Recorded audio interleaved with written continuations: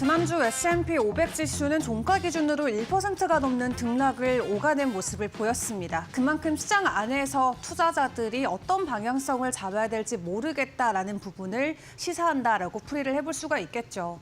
그리고 나스닥 같은 경우도 고점 대비해서 10%나 벌써 지수 조정이 나온 상황인데 이번 주 뉴욕 증시의 분위기는 어떠할지 우리가 챙겨봐야 될 것 같습니다. 일단 지난주 금요일 뉴욕 증시 3대 지수가 장중에 반등에 성공해주기는 했습니다. 제롬 파월 연준 의장이 여전히 노동시장도 견고하고 또 인플레이션도 장기적으로 2%의 목표에 가까워졌다라고 전하면서 이 금리 인하를 서두를 필요가 없다라는 코멘트를 내놨었죠. 일단 시장은 불안한 시장 성장에 대해서 확신을 주는 것으로 해석하면서 긍정 심리로 반영을 했고요. 일단 돌아오는 이번 주 증시 같은 경우는 발표되는 주요 인플레이션 지표에 주목하는 게 중요할 것 같습니다. 오는 12일에 발표되는 미국의 2월 소비자 물가지수 결과에 따라서 증시가 좌우될 수가 있을 것으로 보여지고요. 일단 월가는 2월 CPI가 전년 동월 대비해서 2.9% 상승할 것으로 예상하고 있습니다. 실제 CPI가 이보다 높게 발표되면 스태그플레이션의 우려가 커질 가능성이 있기 때문에 주목을 해보시는 게 중요할 것 같고요. 또 이와 함께 오는 13일에는 PPI가 발표됐고 다음 주에는 미국 통화정책의 향방이 결정될 FOMC까지 준비가 돼 있습니다. 그동안 주요국의 증시 같은 경우는 글로벌 관세 전쟁 여파로 크게 휘청이는 모습을 보여왔는데 이 지수 반등이 나타나기 위해서는 경기 우려가 해소돼야 된다라고 증권가는 분석하고 있습니다. 블룸버그 인텔리전스에 따르면 올해 S&P 500 지수에 대한 애널리스트들의 전망은 1월 초에 약 13%의 상승이었지만 현재는 약 10%까지 하향 조정된 상황이고요. 이를 놓고 RBC 캐피털 마켓의 한 주식 전략 책임자는 위험이 커지고 있다라고 이야기하면서 이 경제가 예상보다 더 험난한 길을 갈 수 있다라는 의문이 생기기 시작했다고 전했습니다. 매우 까다로운 국면에 있기 때문에 향후 몇 주가 결정적인 시기가 될 것으로 이야기를 하고 있는데요. 일단 이러한 변수를 놓고 트럼프 대통령은 뉴욕 증시 하락에 대해서 본인은 시장을 보고 있지 않는다라고 이야기를 전해왔습니다. 그만큼 시장을 외면하겠다는 뜻으로 풀이를 해야 될지 아니면 장기적인 경제 측면에서 현재 관세 조치는 불가피하기 때문에 이 단기 고통에는 우리가 조금 더 인내를 해야 된다라는 뜻으로 풀이를 해봐야 되는지 일단 이번 주에도 주요 변수는 이 인플레 지표뿐만 아니라 관세에 대한 부분도 있을 것으로 보여지는데요.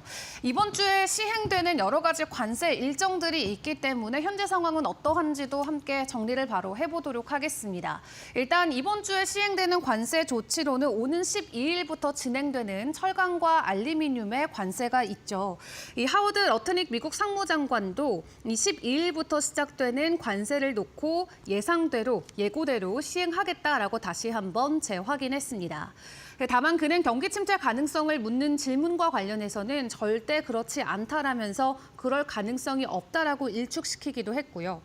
일단 이렇게 이어지고 있는 미국의 공격적인 관세 압박에 이번 주에 중국도 반격에 들어갑니다. 트럼프 미국 행정부의 10%+ 관세 인상에 맞서서 오는 10일 0시부터 미국산 농축산물을 대상으로 2차 보복 관세 부과를 시작을 했는데요. 이번 관세를 통해서 미국산 닭고기나 밀, 옥수수, 면화 등 총 29개 품목에 대한 관세를 15% 인상하고 돼지고기나 쇠고기, 또 수산물과 같은 총 711개 품목에 대해서는 관세를 10% 높이겠다고 발표했습니다. 이번 관세 조치와 함께 중국은 미국을 강하게 비난하면서도 동시에 대화의 문을 열어두기도 했는데요. 이 미국 새 정부가 출범한 지 2달도 안 돼서 미중 관세 전쟁이 재발하고 있는 가운데 이 트럼프 대통령이 대선 기간 60% 중국 관세를 공언해온 만큼 세계 각국에 영향을 줄 양국 간 분쟁이 앞으로 더 확대될 수 있다라는 우려도 시장에는 부각되고 있습니다. 그런 가운데 여기에 지난번 숲으로 돌아갔던 미국과 우크라이나의 종전, 광물 협정 논의도 진행될 예정입니다. 이 미국 국무장관이 오는 10일에서 12일 사우디아라비아를 다시 한번 방문하는데요. 이 우크라이나 대표단과 우크라이나 전쟁 종전이나 이 광물 협정을 논의할 예정으로 알려져 있습니다. 이번 회담에서 지난 28일 백악관 노딜 파국에 따랐던 갈등을 봉합하고 종전 협상을 위한 돌파구를 만들 수 있을지 주목이 되고 있는데 이번 주에 예정돼 있는 주요 관세 일정들도 꼼꼼하게 체크를 해보시면서 투자를 이어가시는 게 중요할 것 같습니다. 자, 이렇게 트럼프의 관세 폭격이 이어지자 세계 경제 성장률이 줄줄이 하향되고 있습니다. 미국뿐만 아니라 아시아 국가들 그리고 유럽과 멕시코까지 일제히 연초 대비해서 세계 경제 성장률을 하향 조정하고 있는 상황인데요. 일단 유럽 쪽의 상황을 먼저 확인을 해보시면 유럽 중앙은행은 올해 유로존 경제 성장률 전망치를 기존 이 1.1%에서 0.9%로 하향 조정을 했습니다. 유럽 경제가 지속적인 도전에 직면했다라는 점을 경제 성장률 전망치를 낮춘 이유로 꼽았고요. 또 트럼프 대통령의 관세 위협에 따른 수입 물가 상승과 이로 인한 인플레이션 재점화 가능성이 있다라고 풀이를 한 것으로 보여집니다. 그리고 트럼프 행정부에서 25% 관세 중 상당 부분을 약 1개월간 유예받은 멕시코 같은 경우는 이미 직격탄을 맞은 것으로 보여지는데요. 이 멕시코 중앙은행은 지난달 21일 올해 경제 성장률이 0.6%에 그칠 것으로 내다봤습니다. 이는 지난해 11월 전망치 1.2%에서 반토막 난 수준인데 멕시코 중앙은행 같은 경우도 최대 0.2%까지 위축하며 경기 침체에 빠질 가능성을 열어뒀고요. 한국 같은 경우는 올해 성장률 전망치를 1.9%에서 1.5%로 내렸고 대만 또한 하향으로 조정을 했습니다. 이에 세계은행은 무역 긴장이 고조되면서 세계 경제 성장에 부정적인 영향을 미칠 수 있고 지속적인 인플레이션은 예상된 금리 인하 시점을 지연시킬 수 있다라고 지적을 하고 있는데요. 다만 여기에서 미국도 자유로울 수는 없겠죠. 미국 역시 관세 정쟁으로 경제 성장률 하락이라는 부메랑을 맞을 수 있다라는 경고가 나오고 있습니다. 골드만삭스는 올해 4분기 경제 성장률 전망치를 2.2%에서 1.7%로 낮췄고요. 12개월 안으로 경기 침체가 발생할 확률 또한 계속해서 상향 조정을 하고 있는 상황입니다. 이렇게 세계적인 경기가 불안정한 가운데 증시가 일제히 흔들리고 있는 상황이 계속해서 연출되고 있는데요. 이번 한 주도 이 변동성에 대비를 하시는 게 중요할 것 같습니다. 그런 가운데 뉴욕 증시 안에서도 가장 흔들리고 있는 종목으로는 테슬라를 꼽아볼 수가 있겠습니다. 역대 최장기간 동안 하락하면서 투자자들의 투심도 크게 흔들리는 것으로 보여지고 있습니다. 일단 테슬라 같은 경우는 지난 7주째 역대 최장기간의 주가 하락을 맞이하고 있는데요. 지난해 12월 17일보다 현재 44%나 하락한 상황입니다.